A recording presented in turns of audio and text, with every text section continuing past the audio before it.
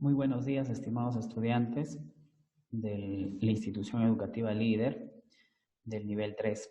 Quien les habla es el profesor Alejandro Paucar, docente del curso de Biología y Química. Y a partir de la fecha, para mí es un grato placer poder acompañarlos en sus clases del curso de Biología. Y bueno, voy a tratar de hacer todo lo posible para que este curso sea de fácil entendimiento para ustedes y que sea un curso entretenido. Entonces, no perdamos más el tiempo y comencemos justamente con el tema de nuestra semana número 5, citología. ¿Ya? Vamos a compartir nuestra pantalla para poder desarrollar nuestras diapositivas. ¿Sí? Vamos a empezar de una vez. Citología, ¿no? Primero tendríamos que explicar que la citología es la rama de la biología que se encarga de estudiar a las células. Y para poder profundizar un poco más, tenemos que conocer el concepto de lo que viene a ser célula. Así que empecemos con la conceptualización de célula. Podemos decir que la célula constituye la unidad estructural, funcional y hereditaria de todos los seres vivos. Vamos a hablar parte por parte, ¿les parece? Para poder entenderlo mejor. Primero, decimos que es la unidad estructural. Si observamos el gráfico de acá arriba, podemos ver a un ser humano donde las distintas estructuras que lo constituyen pues van a estar formados por células. Por ejemplo, el tejido óseo que forma nuestros huesos tienen células como los osteocitos, que se encargan de formar estructuras rígidas para poder sostener al resto de nuestras estructuras, ¿no? El sistema óseo, ¿no? Que es de sostén, soporta todas nuestras estructuras. Por ejemplo, vemos aquí también a la sangre. Ahí están los glóbulos rojos, los glóbulos blancos, ¿no? Entonces, nuestra sangre, que también es una estructura, un fluido en nuestro interior, también está formado por células. El tejido adiposo que tenemos acá con sus células, los adipocitos. Entonces, cada una de nuestras estructuras va a estar formada por células. Es por eso decimos que la célula constituye la unidad estructural. ¿Qué ocurriría si tenemos a un organismo unicelular? Pues una sola célula ya sería toda su estructura, ¿cierto? Muy bien. Así como nos dice que es unidad estructural, también nos dice que constituye la unidad funcional. Cuando hablamos de la unidad funcional, tendríamos que mencionar que así como vemos que nuestras estructuras están formadas por todas estas células, también podríamos mencionar de que estas pues van a tener que cumplir distintas funciones. Como les decía, en el caso de los osteocitos, por ejemplo, forman estructuras rígidas. Las células del tejido cartilaginoso, que se llaman condrocitos, por ejemplo, van a formar estructuras flexibles, como los cartílagos que tenemos en el cuerpo. Las células de la sangre, los glóbulos rojos, por ejemplo, transportan oxígeno y lo distribuyen a todas las demás células del organismo. Los glóbulos blancos cumplen un papel de defensa, forman nuestro sistema inmunológico. Los adipocitos almacenan grasa. Por ejemplo, estos de acá pues están almacenando los famosos triglicéridos. ¿Correcto? ¿No? Así como también nos dice que la célula constituye la unidad hereditaria. Y ahora expliquemos por qué dice que es unidad hereditaria.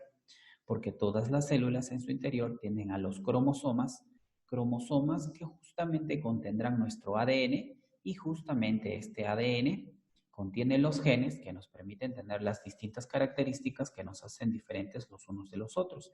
Y dicho sea de paso, estos genes pues no los han heredado nuestros progenitores y a ellos sus progenitores, nuestros abuelos y así sucesivamente.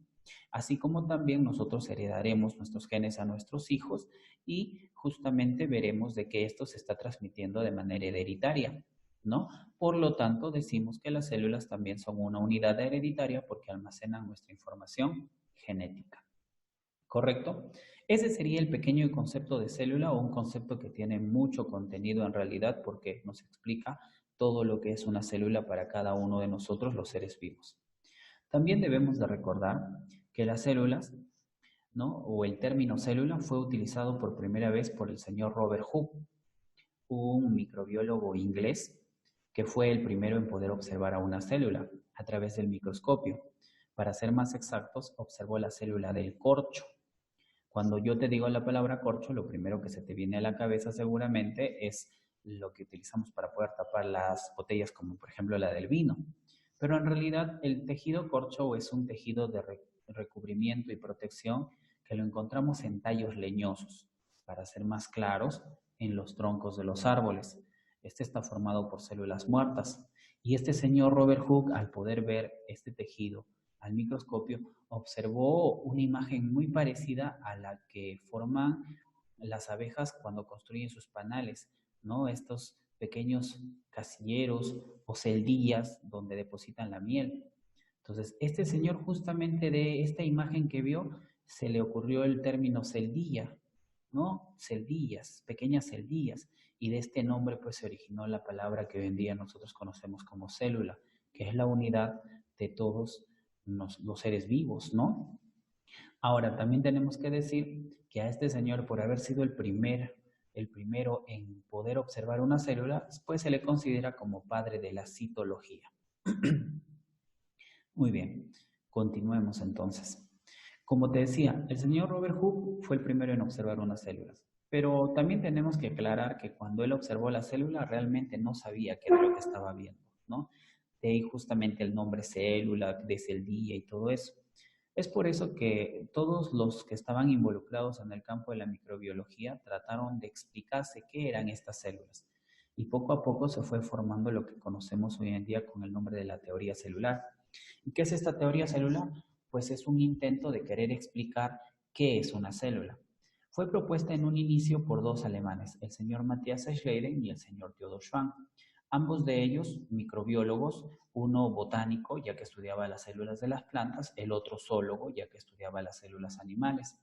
Trabajaron en el año de 1838 Matthias Schleiden y en el año de 1839 Theodor Schwann, pero ambos llegaron a una conclusión y una similitud en su trabajo, proponiendo la teoría celular que tiene los siguientes postulados. Primer postulado. Las células son las unidades morfológicas, fisiológicas de todo ser vivo o de todo organismo vivo. Ahora, en este caso tendríamos que mencionar que cuando decimos la palabra morfología es la rama de la biología que estudia las estructuras, así que podríamos decir que la célula es la unidad estructural, o sea que es algún término similar. Cuando hablamos de fisiología, pues estamos mencionando de que la fisiología es la rama de la biología que estudia las funciones. Entonces también podríamos decir que la célula es la unidad funcional, pues muy parecido al concepto que acabamos de ver hace un momento. Pero tenemos que entender que ellos no pusieron el otro concepto, ¿no? Que decía que la célula era la unidad hereditaria. ¿Y por qué no lo hicieron? Porque bueno, en los años que ellos trabajaron esta teoría celular, pues aún no se conocía nada acerca de lo que era el ADN, ¿no? Los cromosomas, que justamente eran los que transferían la herencia genética, ¿cierto? Entonces, por eso ellos todavía no utilizaron ese término, pero están muy cerca del actual concepto de lo que viene a ser una célula. También propusieron las propiedades de un ser vivo dependen de las propiedades de sus células individuales. O sea que todos los seres vivos tenemos determinadas características y propiedades porque las células que nos forman y nos constituyen también las tienen. Eso fue lo que trataron de explicar. Muy bien, pero ahora vamos a entrar en este postulado que dice las células originan solo de otras células preexistentes. Eso significa que para que una célula pueda existir es necesario que haya una célula anterior que la preceda y que le haya dado origen, ¿no? O sea, que se haya reproducido o dividido, que sería el término más correcto. En realidad, este postulado que acabamos de mencionar fue propuesto no por Matthias Schleiden ni Theodor Schwann, sino más bien por un ruso, Rudolf Virchow, que en el año de 1855 se encargó de completar la teoría celular propuesta por estos dos alemanes. ¿Correcto? También mencionemos que el último postulado de nuestra teoría celular dice que la célula, ¿no?, es la unidad más pequeña de vida que existe. O sea, que todos los seres vivos, ¿no?, que estamos formados por células, pues no vamos a tener otra partícula con vida más pequeña que no sea ella, que no sea una célula. ¿Correcto? Entonces, no te olvides, la célula es la porción de vida más pequeña que existe. ¿Más pequeña que una célula con vida? No hay. ¿El virus era un ser vivo? No, no es un ser vivo, es una partícula supramolecular. ¿Correcto? Eso ya lo debieron haber visto en una clase anterior, pero si no, no se preocupen, más adelante vamos a hablar bastante acerca de los virus. Continuemos. Como ya conocemos la teoría celular, ahora nos toca hacer la clasificación de lo que vienen a ser las células. En este caso, para poder hablar de la clasificación, tendríamos que hablar primero por el tamaño, o clasificarlo primero por el tamaño. Pues van a existir células microscópicas, así como células macroscópicas. Las células microscópicas se llaman así porque no se pueden ver a simple vista, y dice que miden menos de 100 micras. Ahora, cuando hablamos de microscópicas, justamente su nombre nos hace entender que tenemos que utilizar el microscopio para poder verlas. Ahora, para que entiendas sobre las micras. La micra equivale a 10 a la menos 6, ¿correcto? Para ser más exactos y me puedas entender mejor, creo que todos tenemos una regla, ya sea de 20 o 30 centímetros, y sabemos que los centímetros pues se van a dividir en lo que vienen a ser milímetros. Cada centímetro tiene 10 milímetros, ¿no? Y ese pequeño milímetro que nosotros podemos ver en nuestra regla, ahora lo podemos dividir en 1000 partes iguales. Y al dividirlo en 1000 partes iguales, una de esas pequeñísimas partes, pues es equivalente a una micra. Entonces, cuando hablamos de 100 micras, estamos hablando de 100 milésimas partes de un milímetro. Se pueden imaginar, es bastante pequeño, ¿cierto? ¿Ya? Y dentro de estas células microscópicas tenemos algunos ejemplos, como por ejemplo el micoplasma, que en este caso sería la célula más pequeña que existe, mide 0,2 micras, ni siquiera llega a medir una micra, tan solo mide 0,2, es pequeñísima en realidad, la quinta parte de una micra. Tenemos a los leucocitos, que son células de nosotros los seres humanos, ¿no? Que también conocidos como glóbulos blancos. Ellos tienen un rango de medida de diámetro de 8 a 20 micras.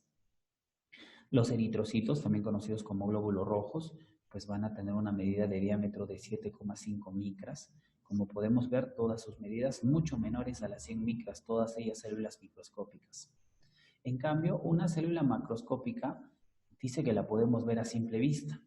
Aunque sea, la podemos ver como un pequeño puntito, pero lo estuviéramos viendo. Miden aproximadamente más de 100 micras. ¿De acuerdo? Por ejemplo, podemos tener la yema del huevo, ¿no? Bastante grande, ¿no? Las fibras musculares, que podríamos ser o considerar la hilacha más delgadita que tú podrías obtener de la carne que comes, ya que tú sabes que la carne es músculo. ¿Correcto? El óvulo. En este caso, el óvulo, pues tú sabes que es una célula reproductiva femenina y que aproximadamente dice que mide unas 300 micras. O sea que lo podemos ver como un diminuto puntito, pero podría ser observable a simple vista. ¿Correcto? Entonces, al terminar de clasificar a las células por su tamaño, ahora las clasificamos por su forma. Podríamos encontrar células de forma esférica, como el óvulo. Podemos ver su imagen acá y también a su alrededor muchos espermatozoides que están intentando fecundarlos. ¿Correcto? Y justamente hablando de los espermatozoides, pues tienen forma filiforme, como dice acá. ¿Correcto? Podemos encontrar a los glóbulos rojos, que tienen fórmula bicóncava. ¿Por qué se les dice que son bicóncavos? ¿Por qué? Porque si lo vemos de frente lo vemos como un disco, pero si lo vemos de costado vemos que está cóncavo por un lado, cóncavo por el otro lado, o sea, metido por un lado, metido por el otro. Finalmente podríamos decir que son bicóncavos. ¿Ya? Encontramos células del tejido muscular o células cilíndricas como las del tejido muscular estriado. Acá podemos ver una imagen, cilíndricas. Células fusiformes como la del músculo liso. Acá está. Células poliédricas como una célula vegetal. Células proteiniformes como una ameba. En realidad, cuando hablamos de estas proteiniformes, son células que cambian continuamente su forma, pueden alterar su forma a través de estructuras como los pseudópodos, que inclusive les sirven para fagocitar, o sea, para comer partículas alimenticias, ¿no? Habrían otras como las células estrelladas, en este caso la neurona, ¿no? Ya no me alcanzó espacio para poner la imagen de la neurona, pero estoy seguro que tú conoces cómo es una neurona, ¿correcto? Entonces esa sería la clasificación por su forma. Ahora pasaríamos a hablar de la clasificación por su nutrición. ¿Ya? Acá está, por su nutrición. Podríamos mencionar que existen células autótrofas, que son aquellas células capaces de poder fabricar su propio alimento a través de procesos como la fotosíntesis, y dentro de estas encontraríamos a las células de las plantas, de las algas, cianobacterias, bacterias, etc. Autótrofas, capaces de poder elaborar su propio alimento. Células heterótrofas, que son aquellas células que no pueden fabricar su propio alimento y que son células que recurren a otros alimentos para poder obtener energía. Pero estos alimentos habitualmente provienen de otros seres vivos, de otras células. ¿Correcto? Por ejemplo, las bacterias desintegradoras, que se alimentan justamente del material en descomposición, protozoarios, hongos, animales, ¿no? Dentro de los animales del ser humano, por ejemplo, somos heterótrofos. Nuestras células necesitan de porciones alimenticias que nosotros consumimos a través de nuestra alimentación y estas, a partir de estos alimentos, obtienen la energía que necesitan para poder cumplir sus funciones. También encontraríamos células mixótrofas. Estas células mixótrofas, pues, se definen como células que tienen doble comportamiento. O sea, algunas veces pueden actuar como autótrofas, otras veces pueden actuar como heterótrofas. Un ejemplo, la Euglena viridis, que viene a ser un protozoario. Dice que este tipo de organismos habitualmente suele ser primero autótrofa, o sea, fabrica su propio alimento. Pero cuando no encuentra las condiciones, como por ejemplo luz, o no encuentra algunos nutrientes necesarios para realizar la fotosíntesis, pues no le queda otra que utilizar su otra forma de nutrición, que sería la heterótrofa, y empieza a alimentarse de partículas alimenticias provenientes de otros seres vivos. Entonces cumple doble función, ¿no? Actúa como autótrofa y como heterótrofa, las denominadas mixótrofas. Y eso sería la clasificación ya sea por su nutrición. Ahora sí vamos a pasar a hablar de la clasificación por su evolución o complejidad. Pues vamos a encontrar que en la naturaleza existen células muy sencillas, muy simples, como la célula procariota. Esta célula procariota pues es una célula bastante sencilla. Y así como es sencilla, es poco evolucionada y podemos decir que fueron los primeros seres en habitar nuestro planeta cuando se originó la vida. O sea, son muy antiguas. Y así como encontramos a las células procariotas, también encontramos células más evolucionadas, células que en su proceso de evolución se volvieron mucho más complejas y tienen mayor cantidad de estructuras en su interior, que inclusive se pudieron llegar a unir y formar organismos pluricelulares como nosotros. Entonces, estas serían las células eucariotas más evolucionadas. Tenemos que empezar a hablar entonces de cada una de ellas. Comenzaremos a hablar primero de una célula procariota, luego pasaremos a la célula eucariota. ¿Ya? Entonces, continuamos. En primer lugar, célula procariota. Célula, no te olvides, poco evolucionada. Se dice que estas células se definen como células primitivas, que son bastante simples, ¿no? Y pequeñas, y que bueno, pues aún siguen existiendo en nuestro planeta, ¿no? Que tienen millones y millones de años sobre la faz de la Tierra. Podemos decir que estas células, una de sus principales características es que carecen de un núcleo, no tienen un núcleo propiamente dicho. A pesar de tener su material genético, pues este material genético no está encerrado en el interior de un núcleo, sino está libre dentro del citoplasma, ¿correcto? ¿Ya? Podemos decir que su ADN es de forma circular y disperso. Te voy a explicar.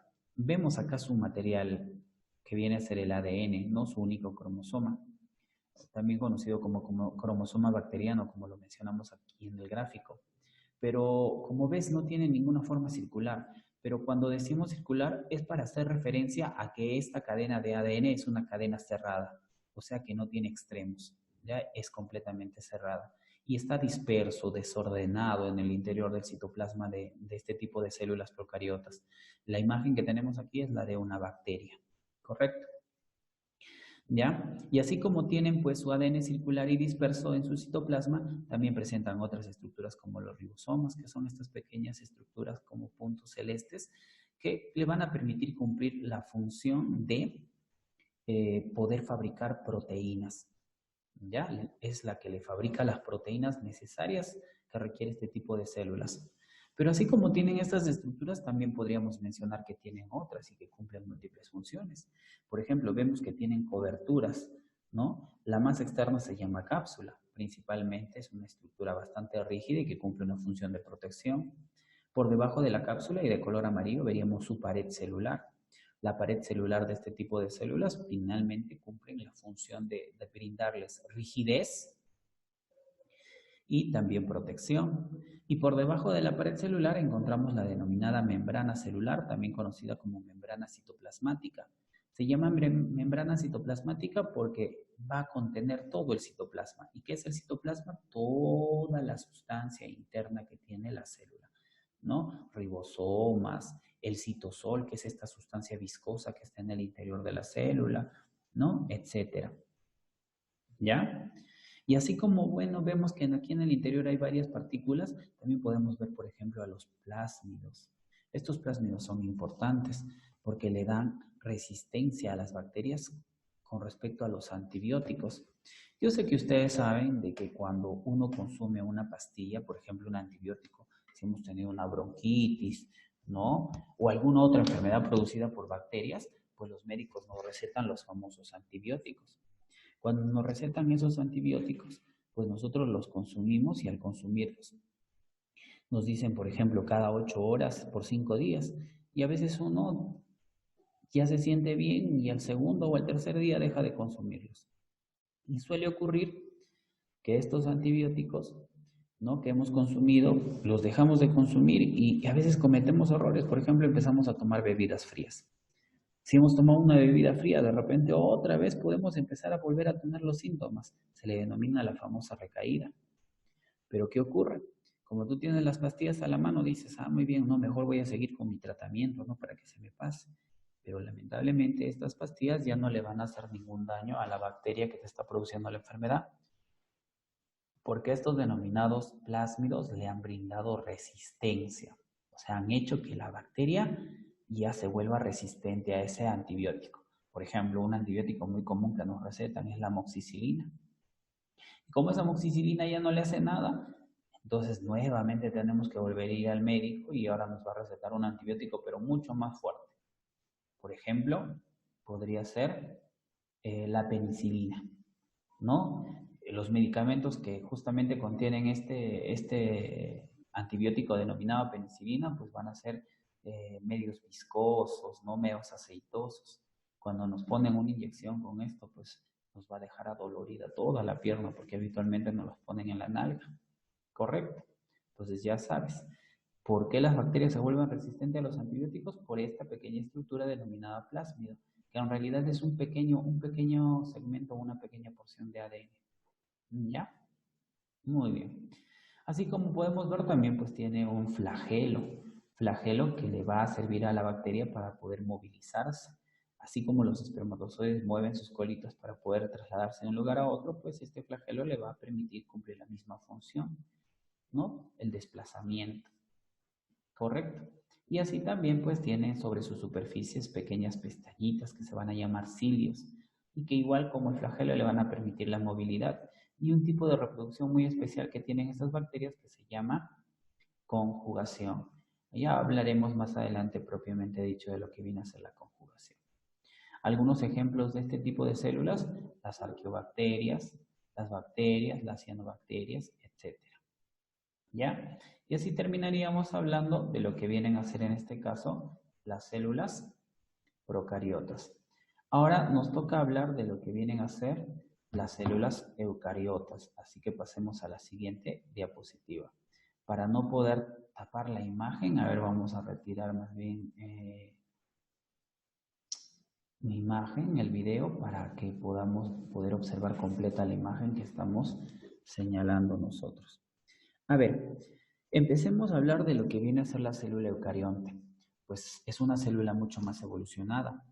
Y si vemos las imágenes, aquí en la parte superior tenemos una célula animal mucho más compleja y tiene muchísimas más estructuras que la anterior procariota, ¿no? Muy sencilla, muy simple. Lo mismo acá abajo, tenemos una célula vegetal, igual tiene muchas estructuras, muchísimas más que la célula anterior.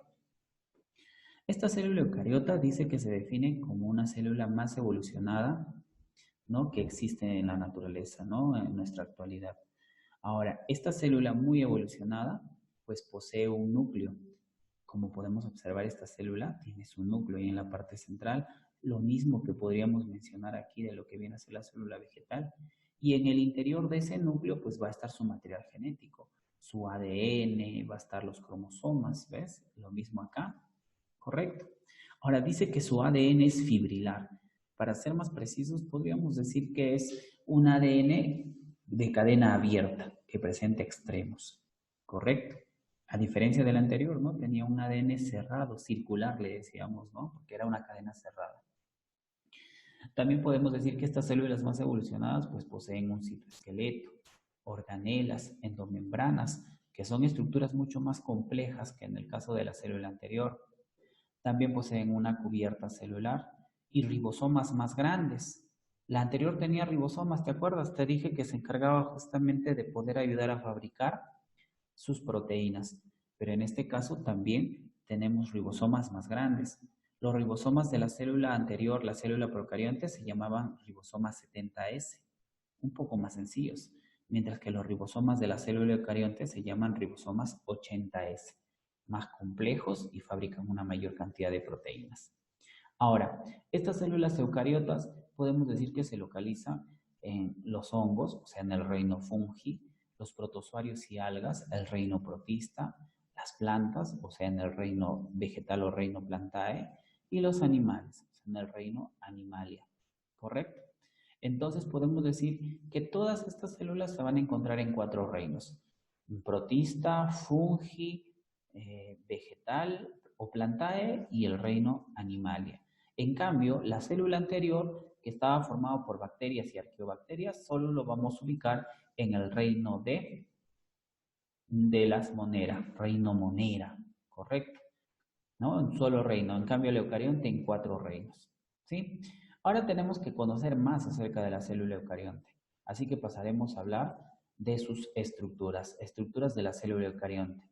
Y para poder estudiar a la célula eucarionte vamos a hablar desde sus estructuras más externas hacia las estructuras más internas que posee. Lo primero que vamos a mencionar es la envoltura celular. Como su mismo nombre lo dice, pues es una cubierta o una envoltura de la célula que va a haber de 2 tipos.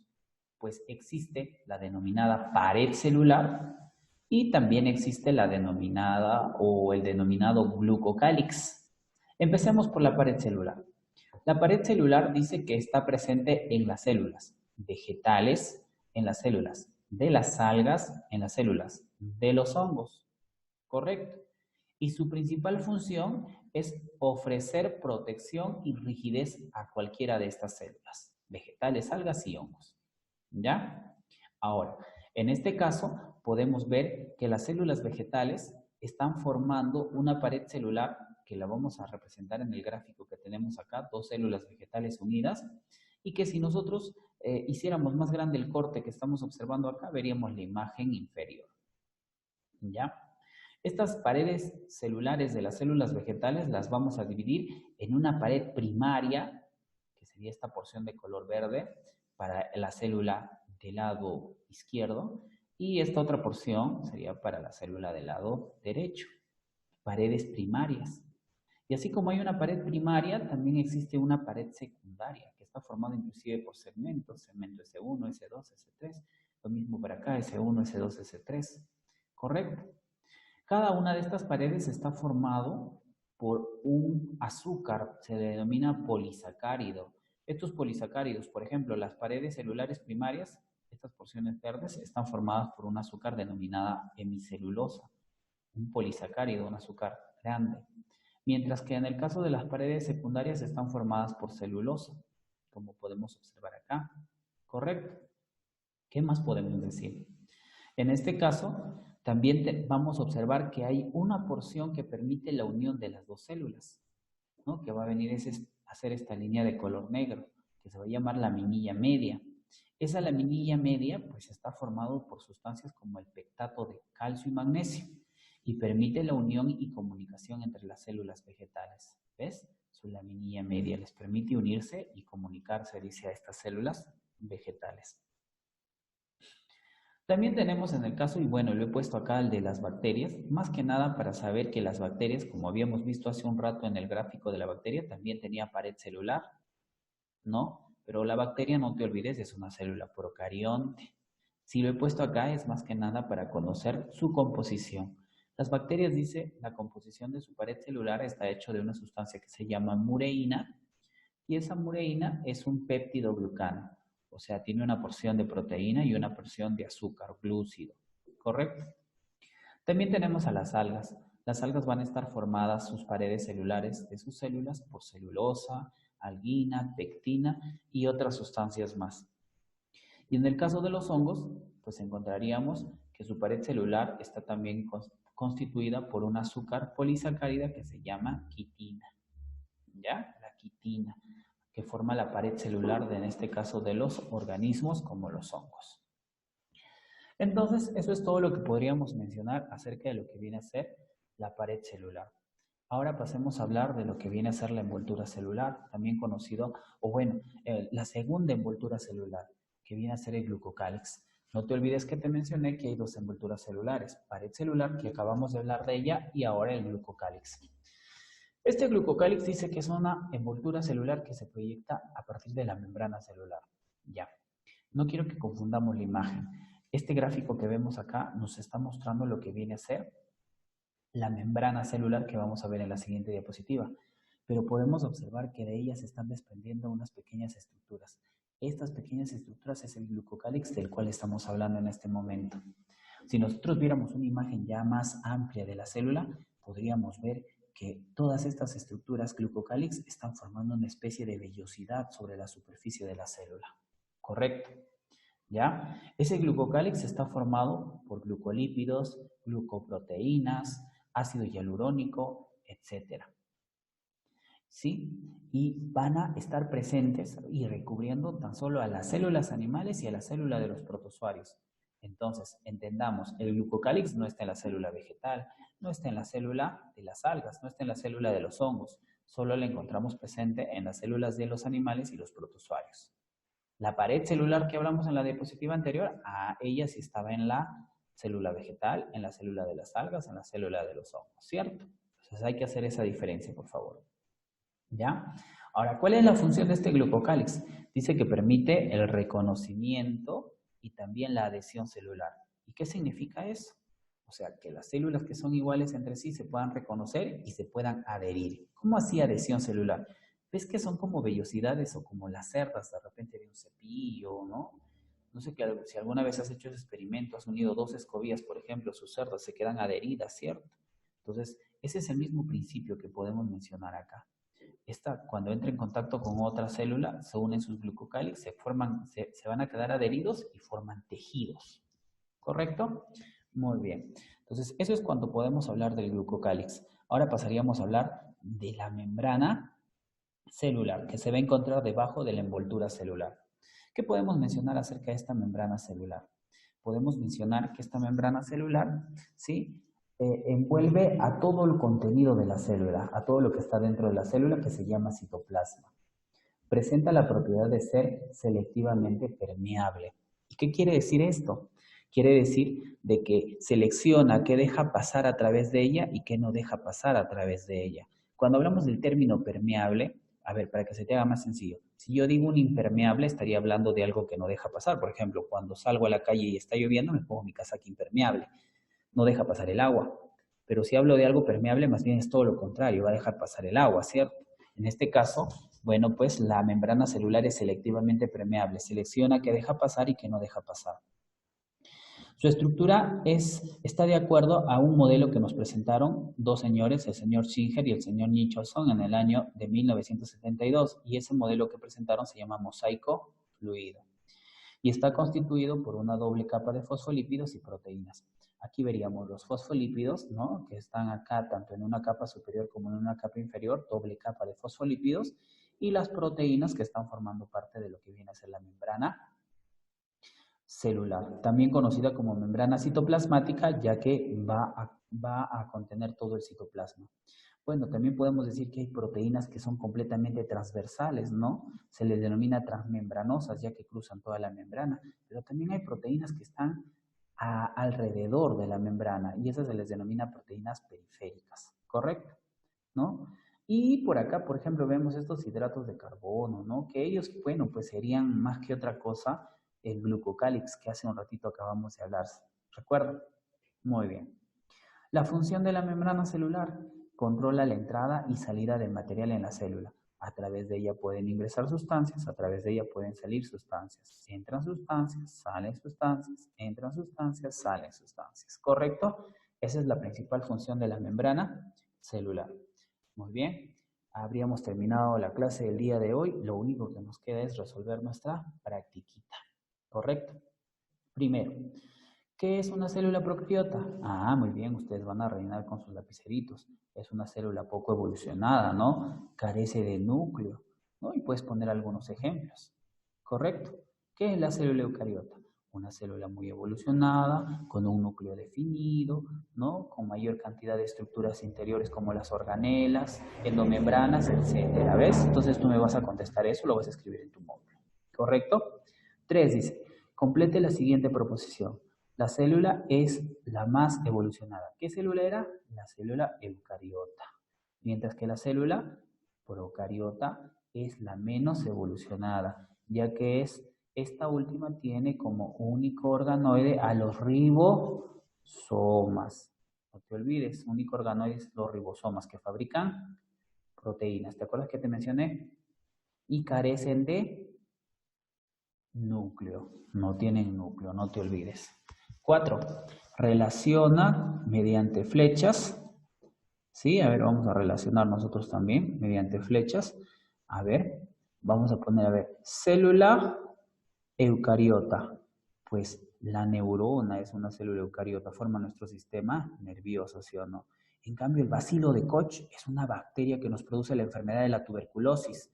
Entonces, esta, siendo una bacteria, sería una procariota. Lo misma que esta de acá abajo, que también es una célula procariota, ya que es una bacteria. ¿Correcto? Muy bien. Relaciona ambas columnas, dice, a ver. Dice, ADN circular, ¿a quién le pertenecía? A las células procariota. ¿Cuál es la única célula procariota que vemos acá? La bacteria. Entonces, A sería acá abajito. ¿Correcto?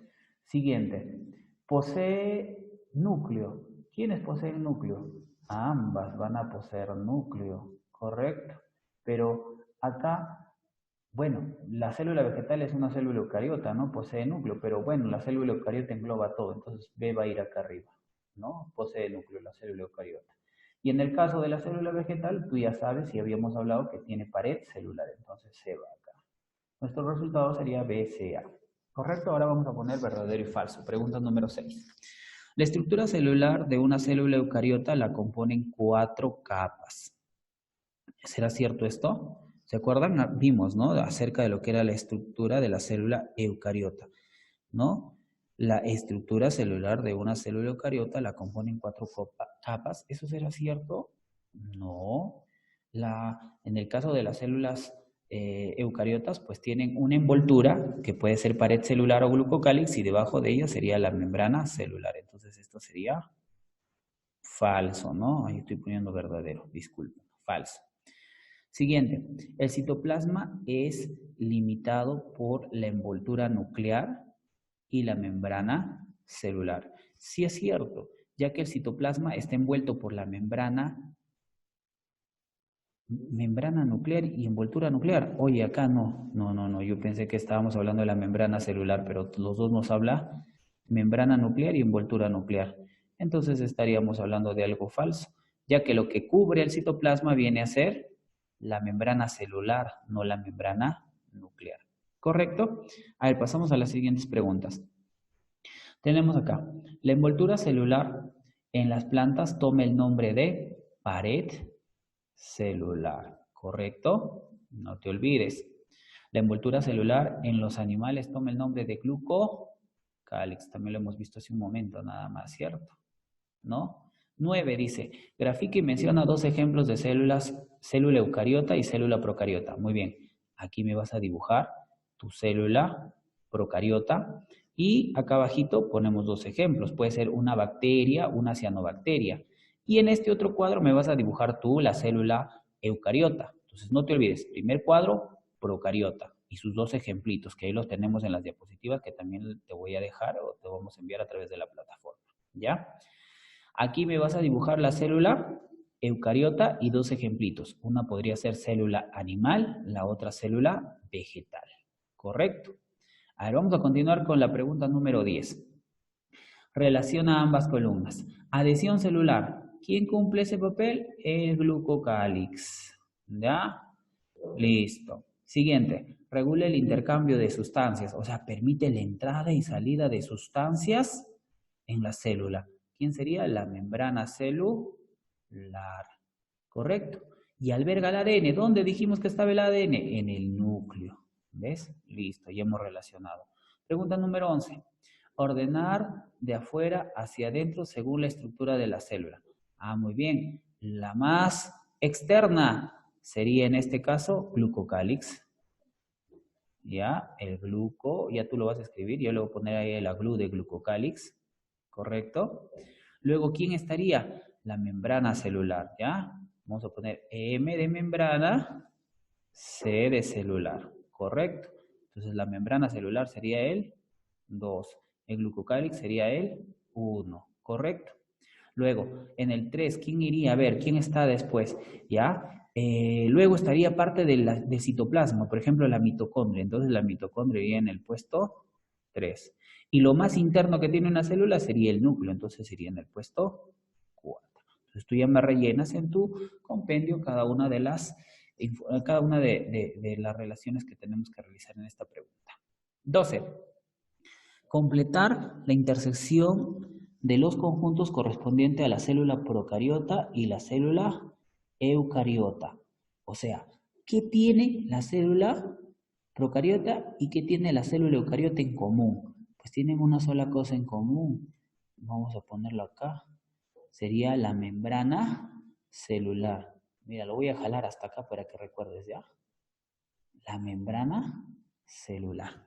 ¿Ya? Tienen en común. Entonces ya sabes qué cosa vas a poner ahí. ¿Ya? Correcto. Pasamos a la siguiente. 13.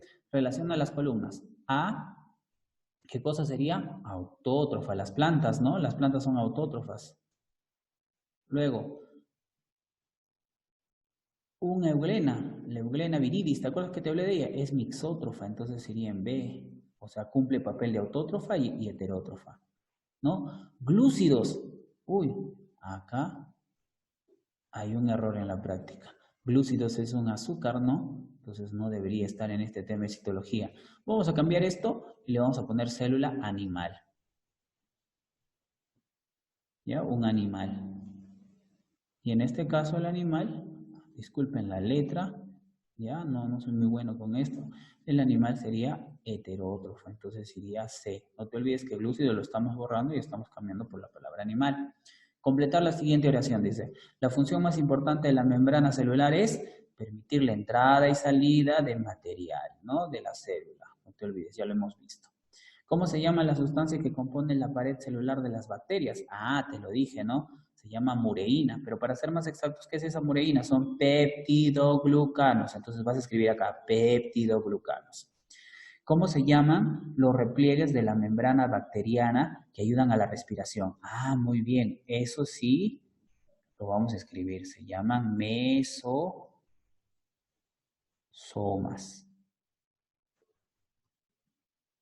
¿Ya? Son los mesosomas. Esos mesosomas forman parte, dice, de la membrana celular de las bacterias y justamente les permiten realizar procesos como la respiración celular en el caso de este tipo de estructuras u organismos. ¿Correcto? Muy bien, hemos concluido nuestra clasecita el día de hoy. Muchísimas gracias por su atención. Sí, cuídense mucho y hasta la próxima clase o hasta el día viernes que vamos a tener nuestra asistencia, ¿no? El apoyo académico que les voy a brindar. Gracias, hasta luego, cuídense mucho.